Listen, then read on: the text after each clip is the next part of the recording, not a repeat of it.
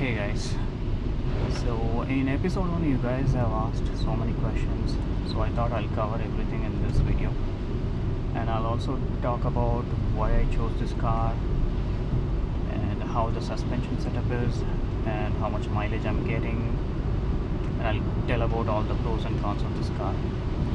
So for the first question, why I chose this car. So previously I was using an I10 car and it was one of my relatives' car, so I have to give it back after some time. So then I started looking for a car.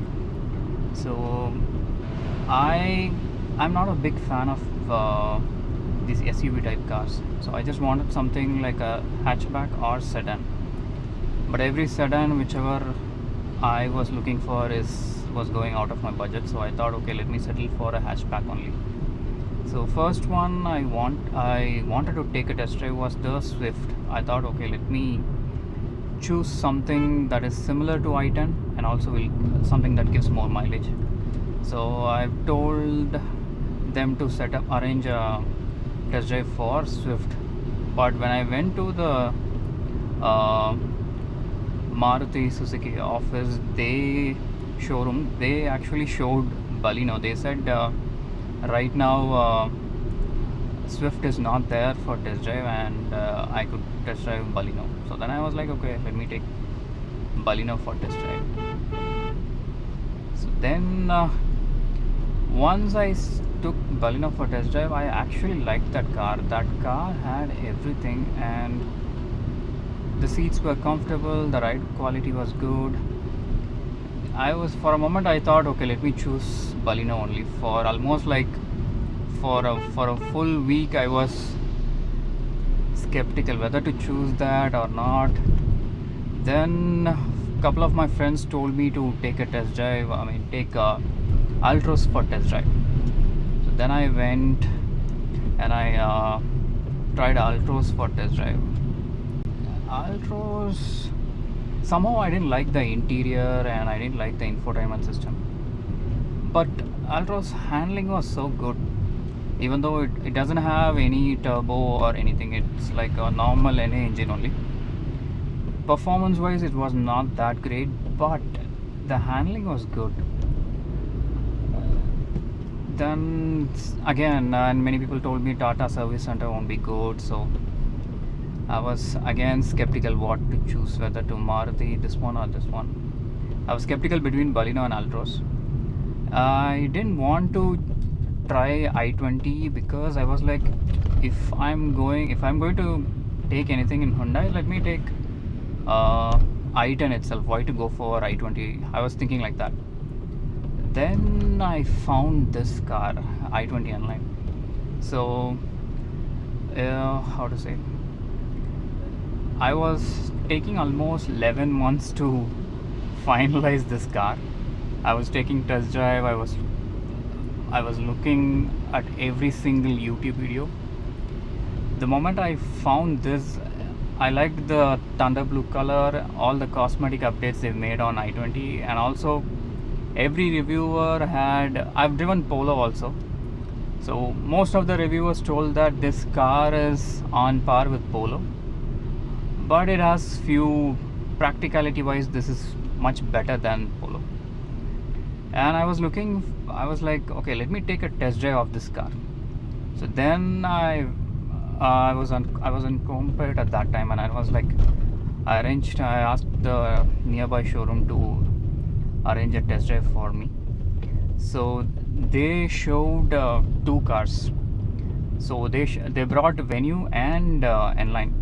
So for Nline, I asked them for manual. So the problem was, in 2023 model they only had IMT. There was no manual. It was only that IMT variant or the DCT variant. So I told them like, hey, get me the IMT variant, let me check. But they had only DCT variant in Nline for test drive, and they brought a Venue IMT. So I took test drive of both. I didn't like the IMT at that time. I was like, okay, let me but I liked Nline. even though it was DCT, I liked Nline interior and everything I liked, but I was skeptical about the IMT, whether to choose this or not. But then I finalized, I was like, okay, let it be a sacrifice. Okay, I'll tell you what IMT is. IMT is basically it's manual, but it's clutchless manual. So you don't have a clutch, you don't have to press the clutch, you just have to match the gear. The rev matching will happen automatically. Like, you just have to make sure you are on the speed range, you are changing the gears just like a manual car, but whatever process, it happens in the background. You don't have, the clutch process will happen internally, you don't have to worry about the clutch. I'll also tell you why I like this IMT. In the beginning I didn't like this at all. So once I got the car, it was so good. I was getting used to this IMT and everything. It was going fine. So I think it's been almost 2.5 years since I own this car. I mostly use on highways and rarely use it inside the city. Yeah, now I've started using this inside city just because I'm shooting video. If you see my odometer, you'll know, like, in 2.5 years I've driven only 16,000 kilometers. So most of them are, almost 90% of them are in highways only. Chennai to Bangalore, Bangalore to Chennai, just like that. So inside city I rarely drive. Yeah.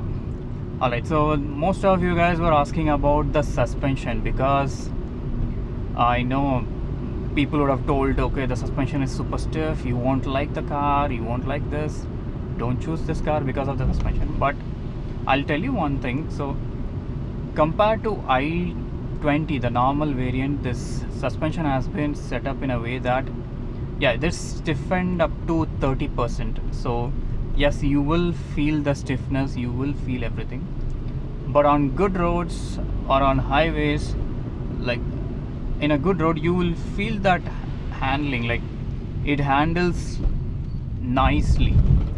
Only on bad roads like this, it will, you have to slow down. I'm not slowing down, but if you slow down, you might not feel that much of the impact. But yeah, I rarely slow down, that's the problem. But yeah, you can feel all the undulations, you can feel every impact. But if you slow down, you have to slow down, how to say, if you can slow down super slow, then you won't feel it much. But the suspension stiffness helps with this handling. The way you drive, see, this road is good, right? Let me see, no one is coming back. You can do this.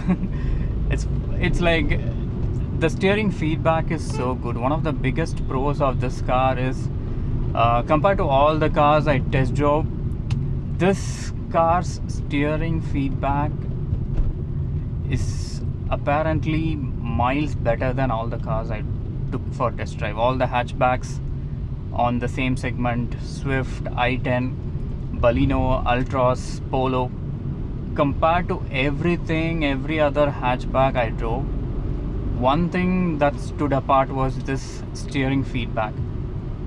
The steering feedback is so good. Like, this is a weighted steering. Like, once you go fast, it gets like the weight will increase. Like, you can feel that. I'm just showing you like that. So, but that's the thing. Another pro. Let me see. Again, it's a turbo engine, so the performance is so good. I'll also tell you another pro about having this IMT variant. So with the DCT and everything, you will see that turbo lag, but with this one you won't see that turbo lag, because you can shift the gear anytime you want. You won't actually feel that lag that much for the turbo. After 1500 rpm, the turbo will kick in, so your mileage will be gone, but you can have this performance. Nothing beats this performance. I have to go straight and take right. Okay. Alright, so the pros are the steering feedback. Suspension is also a good thing, like it helps with the handling. Performance, yeah, and for long drives, I made some notes for this. So for long drives, you will feel much better, especially highway drives. You can overtake any car. It is super good for overtaking. And also, I've driven with my family. Almost everyone will sleep. They feel super comfortable. The seats are not cushiony, but the seats are very comfortable. They are slightly thick, but that's what.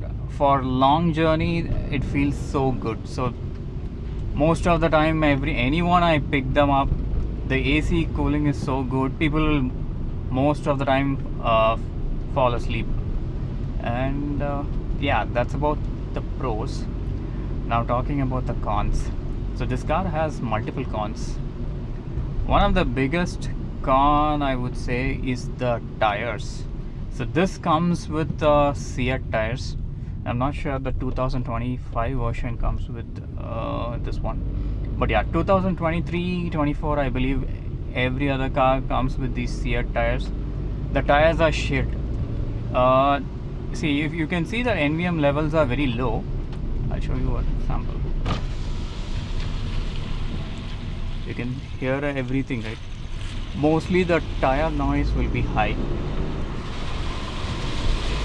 Can you hear the sound? See how good the NVM levels are. But again, the tires are shit, and half of the time I don't. You can push this above 170, but almost 99% of the time I don't do that just because of these tires. I always feel like that confidence is missing. Only on straight roads you can do that. Other places I wouldn't even suggest with these tires. Let's not go to Shell now. Okay, let's go and fill the petrol. Alright. Yeah, another con is the headlight performance. So in this car I have not changed anything. Everything is stock. From the time I got, I haven't changed a single thing, not even my alloy wheels, headlights. Everything is stock, nothing is changed. Yeah, the headlight performance is super bad. You can see it in this video also, I believe. This is just see, this is you. Can you see any difference between high beam and low beam? It's very minuscule. You can't even see much difference. And in highway you won't be able to how to say, this is not that helpful. So I don't usually take highway drives at night. I either drive in early morning or at afternoon. I never drive at night, mainly because of these headlights. And yeah, another con is again suspension. I would have told you in pros. It'll come in cons as well, because you have to slow down. Even for any sort of speed breaker, any minor bumps, you have to slow down a lot, just because of this suspension. I mean, again, this is a driver centric car. So if you're thinking of getting this for your family or anything, take a test drive. Take a couple of your family members, make them sit at the back side. Try to go on bad roads as well, good roads, bad roads. Try everything, because my family was okay with it, but some people don't like this. Some people still feel the suspension is super stiff. So I would suggest you to take a test drive and then decide. Okay, I'll have to put XP95 only. I think that has 16% ethanol or something. Whatever it is, we have no other option. We have to put XP95 only.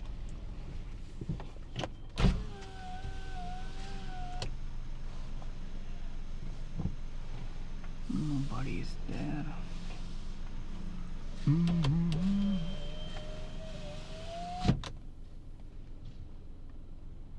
Okay. Okay, that guy will come, I guess. Another thing is mileage. You can't expect mileage if you are driving like crazy. Let's see how much mileage. So it's showing 14 right now. It's because there was no traffic and I was coming aram se. So 14 is okay. This is what I get whenever I take it inside the city. 12 to 14 I'll be getting. If you're driving in a highway and if you use cruise control, you can easily push past 18, 19. Max I've got is 28. That was like for 256 kilometers. Okay.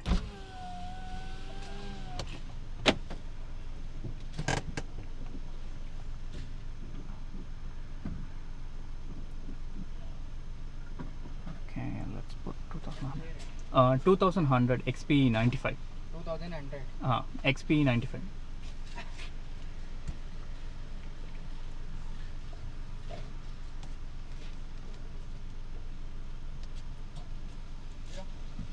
Okay.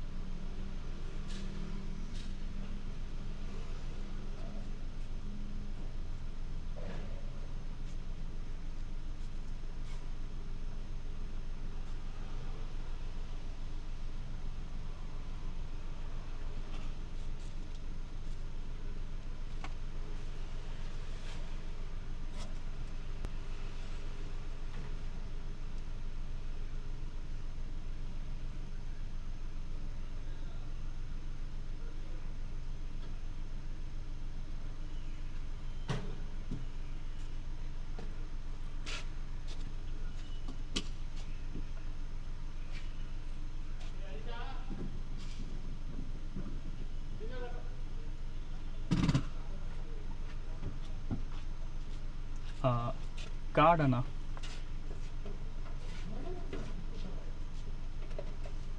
Card.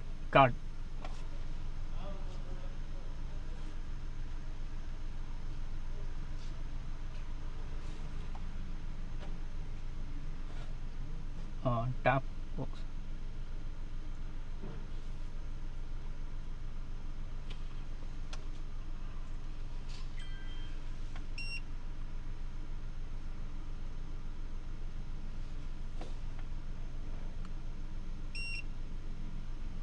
हो गया sleep चाहिए नहीं.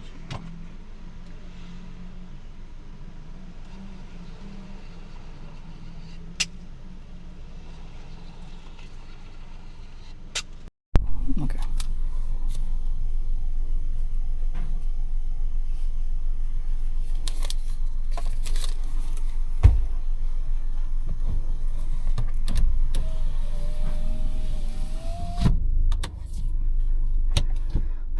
Now let's go to Shell. So that's the thing. This is definitely a good car because you have to take a test drive to actually feel this, because I can talk about performance, I can talk about other things, but once you feel this, take multiple test drives of other hatchbacks and then try this, then you will definitely see the difference. And also, yeah, like I said, the suspension is definitely slightly stiffer. So if you are looking for your family or someone who's older, I think for my family, even though they are old, they'll be sleeping, they don't feel that much. But yeah, again, do a test drive. So maybe your family members might not agree, they might think this is way too stiff. So take a test drive and decide for yourself. But yeah, this is a driver oriented car, and definitely if you are driving alone, you'd be smiling all the way along. Like, just see the pull,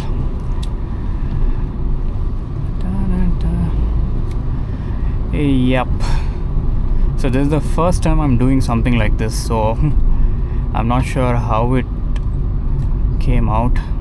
Let's see. Let me know if you guys want me to talk like this, or you want to just, no talk, no music, just the ASMR version of the drives. Let me know. I'll make videos accordingly. Maybe I'll set up a poll in the comment section. Let me know about that. Alright, there's a parking. Let's go for some shopping. It's always crowded somehow.